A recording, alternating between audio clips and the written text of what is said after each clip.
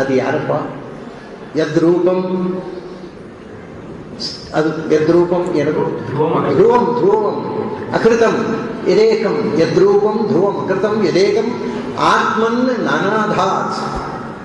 ಅವ್ರ ಯದ್ರೂಪಂ, ಯಾವ ಭಗವಂತ ಅವನು ಹೇಗೆ ಧ್ಯಾನ ಮಾಡೋದು?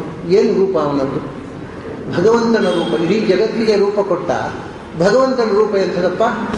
ಇವೇನೋ ಅವನು ಯದೀಕ್ಷಯ ಅಂತ ಹೇಳಿದ್ರೆ ಅವನು ನೋಡಬೇಕಾದ್ರೆ ಒಂದು ರೂಪ ಇರಬೇಕು, ಕಣ್ಣಿರ್ಬೇಕಲ್ಲ. ಕಣ್ಣಿರಬೇಕು ಈ ಬಂದು ಗೊಂದಲ ಆಯ್ತು. ನಾವು ಗಾಡ್ ಹ್ಯಾಸ್ ಫಾರ್ಮ್ಲೆಸ್ ಅಂತ, God is formless, God has no forms ಅಂತೆಲ್ಲ ತಿಳ್ಕೊಂಡಿದ್ದೆವು. ಅವನು ನಿರಾಕಾರ. ಮತ್ತು ಅವನು ನೋಡಬೇಕಾಗಿದ್ರೆ ಆಕಾರ ಇರಬೇಕಲ್ಲ. ಅವನು ಕಣ್ಣಿನಿಂದ ನೋಡಿದ ಅಂತೀರಿ, ಕಣ್ಣಿನಿಂದ ನೋಡ್ಬೇಕಾದ್ರೆ ಕಣ್ಣಿರಬೇಕು. ಕಣ್ಣಿರ್ಬೇಕಾಗಿದ್ದರೆ ಒಂದು ಆಕಾರ ಇರಬೇಕು. ಬರೀ ಕಣ್ಣು ಮಾತ್ರ ಇರಲಿಕ್ಕೆ ಸಾಧ್ಯ, ಇಡೀ ಬಾಡಿ ಇರಬೇಕು. ಕಣ್ಣಿದೆ ಅಂದರೆ ಕಿವಿ ಇರಬೇಕು, ಎಲ್ಲ ಇಂದ್ರಿಯಗಳು ಇರಬೇಕು, ಒಂದು ಆಕಾರ ಇರಬೇಕು. ಏನದು? ಓಹೋ, ಅದು ಹೇಳಬೇಕಲ್ವ. ಈಗ ಭಗವಂತನ ರೂಪ ಅಂದರೆ ಏನು? ಯದ್ರೂಪಂ ಧ್ರುವಂ ಅಕೃತಂ ಯದೇಕಂ. ಅದು ರೂಪ ಹೌದು, ಅದು ರೂಪ ಅಲ್ಲ. ಅದು ಯಾಕೆಂದರೆ ನಮಗೆ ಗೊತ್ತಿರುವಂಥದ್ದು ಇದು ನೈಯಾಯಿಕರ ನ್ಯಾಯ. ನಮಗೆ ಎಲ್ಲಿ ಸುಖ ಇದೆ ಅಲ್ಲಿ ದುಃಖ ಇದೆ. ನಮಗೆ ಎಲ್ಲಿ ರೂಪ ಇದೆಯೋ ಅಲ್ಲಿ ನಾಶ ಇದೆ. ನಾಶವಾಗದ ರೂಪ ಅಂತ ನಾವು ನೋಡಿದ್ದಲ್ಲಿ ಇಲ್ಲ. ಎಲ್ಲಿ ನಾಶ ಇಲ್ಲವೋ ಅಲ್ಲಿ ರೂಪ ಇಲ್ಲ. ಈ ಉದಾಹರಣೆ ಆಕಾಶ, ನಾಶ ಆಗೋದು, ರೂಪ ಇಲ್ಲ ಅದಕ್ಕೆ. ಒಂದು ರೂಪ ಇದ್ದರೆ when that is a form it must be destroyed.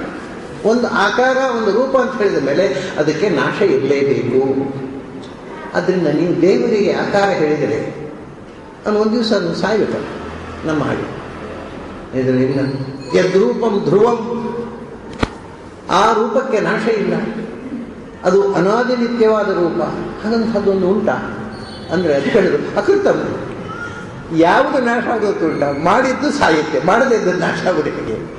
ಯಾವುದು ಸತ್ವರಜ ಸ್ತಮೋ ಗುಣಗಳಿಂದ ಮಾಡಿದ್ದೋ ಅದು ನಾಶ ಆಗಬೇಕು. ಇದು ಸತ್ವರಜ ಸ್ತಮೋ ಗುಣಗಳ ಮೂಲಕ ನಮಗೆ ಸೃಷ್ಟಿ ಸಂಧಾರಣೆ ಮಾಡುತ್ತೆ. ಅದನ್ನು ಸತ್ವವು ಮಾಡಲಾರದು, ರಜಸ್ಸು ತಮಸ್ಸು ಯಾವುದರ ಸ್ಪರ್ಶವೂ ಇಲ್ಲದ ಅಪ್ರಾಕೃತ ರೂಪ. ಅದು ಸಾಯೋದು ಹೇಗೆ ಹೇಳಿ? ಯದ್ರೂಪಂ ಧ್ರುವಂ ಅಕೃತಂ ಅಲ್ಲ. ಅಂಥದ್ದೊಂದು ನಮಗೆ ಅರ್ಥ ಆಗಬೇಕು ಅಂದರೆ ನೀವು ಎಕ್ಸಾಂಪಲ್ ಕೊಡಿ. ಫಾರ್ ಎಕ್ಸಾಂಪಲ್ ಇನ್ನೊಂದು ಅಂಥದ್ದು ಒಂದು ರೂಪ ಅಂತ ಏಕ ಒಂದೇ ಇರೋದಪ್ಪ ಅಂಥದ್ದು, ಇನ್ನೊಂದು ಇಲ್ಲ ದೃಷ್ಟಾಂತ ಕೊಡಲಿಕ್ಕೆ. ಎಷ್ಟು ಚೆಂದ ಹೇಳ್ತಾರೆ ನೋಡಿ. ಇನ್ನೊಂದು ಎಕ್ಸಾಂಪಲ್ ಕೊಡಲಿಕ್ಕೆ ಇಲ್ಲ, ಇರೋದೇ ಒಬ್ಬ ದೇವರು, ಅವನಂತೆ ಇನ್ನೊಂದು ಇಲ್ಲ ಜಗತ್ತಿನಲ್ಲಿ. ಏಕಂ, ಅವನೊಬ್ಬನೇ ಇರೋದು, ಅದಕ್ಕೆ ಇನ್ನೊಂದು ಎಕ್ಸಾಂಪಲ್ ಇಲ್ಲ. ಮತ್ತೆ ಉಳಿದದ್ದು ಯಾವುದು? ಉಳಿದದ್ದೆಲ್ಲ ಏಕರಿ ಏಷ ಏವ ಕರೋತಿ ಏಕ. ಅವನು ಮಾಡಿದ್ದು ಇರುತ್ತೆಲ್ಲ, ಅವನಲ್ಲಿ ಯಾರೂ ಮಾಡಿಲ್ಲ. ಆದರೆ ಉಳಿದದ್ದೆಲ್ಲವನ್ನು ಅವನೇ ಮಾಡಿದ್ದು. ಏಕಂ ಅಂದರೆ ಏಷಃ ಕರೋತಿ, ಎಲ್ಲವನ್ನು ಇವನೇ ಮಾಡಿದ್ದು. ಉಳಿದದ್ದೆಲ್ಲ ಅವನ ಪ್ರೊಡಕ್ಷನ್. ಅದನ್ನು ನಾಶ ಮಾಡ್ತಾನೆ. ಅವನಿಗೆ ಯಾರು ಪ್ರೊಡಕ್ಷನೂ ಅಲ್ಲ, ಅವನು ನಾಶ ಆಗುತ್ತಾಗಿ. ಯದ್ರೂಪಂ ಧ್ರುವಂ ಅಕೃತಂ ಯದೇಕಂ ಆತ್ಮನ್ನು ನಾನಾಧಾತು. ಅವನು ಹೇಳ್ತಾರೆ, ಅವನು ಏನು ಮಾಡ್ತಾನೆ ಅಂದರೆ ಅವನು ಒಬ್ಬನೇ, ಆದರೆ ತನ್ನಲ್ಲಿ ಅನಂತ ವಿಶ್ವವನ್ನು ಧಾರಣೆ ಮಾಡಿಕೊಂಡು ಸೃಷ್ಟಿ ಮಾಡ್ತಾನೆ. ನಾನಾ, ಅವನ ಸೃಷ್ಟಿ ಒಂದಲ್ಲ, ಅನೇಕ. ಅವನು ಏಕ, ಅವನ ಸೃಷ್ಟಿ ಅನೇಕ. ಅದು ನಾನಾ, ಬಹುವಿಧ, ಬಹುಚಿತ್ರ ಜಗತ್ ಬಹುಧಾ ಕರ್ಣಾತ್ ಅಂತ ಆಚಾರ್ಯದಲ್ಲಿ ಹೇಳಿ. ಅನೇಕ ವಿಧ, ಅನಂತ ವಿಧ ಸೃಷ್ಟಿ. ಅದನ್ನೆಲ್ಲವನ್ನು ಆತ್ಮನ್ನು ಧಾತ್, ತನ್ನಲ್ಲಿ ತಾನು ಧರಿಸಿಕೊಂಡಿದ್ದಾನೆ. ಆದರೆ ಅದರ ಲೇಪ ಇಲ್ಲ ಅವನು. ಅದನ್ನು ಏನು ಕಥಮುಹ ತಸ್ಯ ವೇದವತ್ಮ. ಅಲ್ಲಪ್ಪ, ಎಲ್ಲವನ್ನು ಸೃಷ್ಟಿ ಮಾಡಿದವ, ಈ ಅನಂತ ವಿಶ್ವಕ್ಕೆ ಆಕಾರ ಕೊಟ್ಟು ಧಾರಣೆ ಮಾಡಿದವ, ತಾನು ಪ್ರಕೃತಿಯ ಸ್ಪರ್ಶ ಇಲ್ಲದೆ, ಸತ್ವರಜ ತಮೋ ಗುಣಗಳ ಸ್ಪರ್ಶ ಇಲ್ಲದೆ ನಿತ್ಯವಾಗಿ ಇರತಕ್ಕವ ಅವನು ಹೇಗಿದ್ದಾನೆ? ಅವನ ಮರ್ಜಿಯನ್ನು ಹೇಗೆ ಹೇಳುವುದು? ಕಥಮುಹ ವೇದ ತಸ್ಯ ವರ್ತ್ಮ.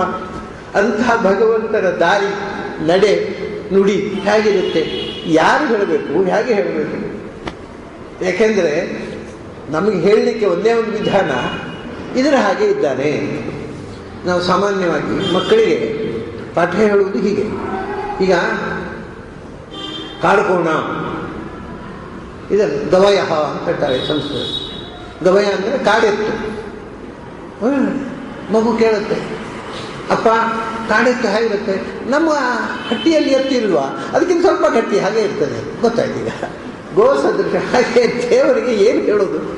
ಪರಿಚಯಿಸಬೇಕಾಗ ಇರುವುದು ಒಂದೇ ಒಂದು ವಿಧಾನ, ಅದರ ಹಾಗೆ ಇರೋ ಇನ್ನೊಂದನ್ನು ತೋರಿಸು. ಅಂದರೆ ಕಥಮೋಹ ತಸ್ಯ ವರ್ತ್ಮ ವೇದ. ಭಗವಂತನ ದಾರಿ, ಗೊತ್ತು ಗುರಿ, ಅವನ ಆಕಾರ, ಅವನ ಸೃಷ್ಟಿಯ ಹಿಂದೆ ಇರತಕ್ಕ ಉದ್ದೇಶ ಯಾವುದನ್ನಾದರೂ ಯಾವ ದೃಷ್ಟಾಂತ ಕೊಟ್ಟು ಹೇಳಲಿ ಆಗೋಲ್ಲ.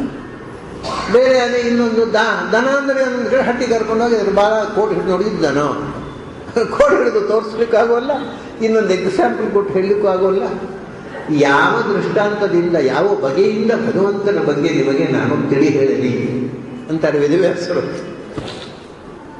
ಇದು ಉಪಸಂಹಾರ.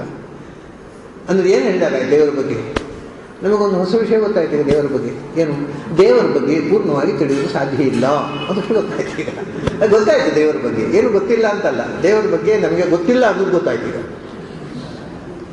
ಕಥಮೋಹ ವೇದ ತಸ್ಯ ವರ್ತ್ಮ.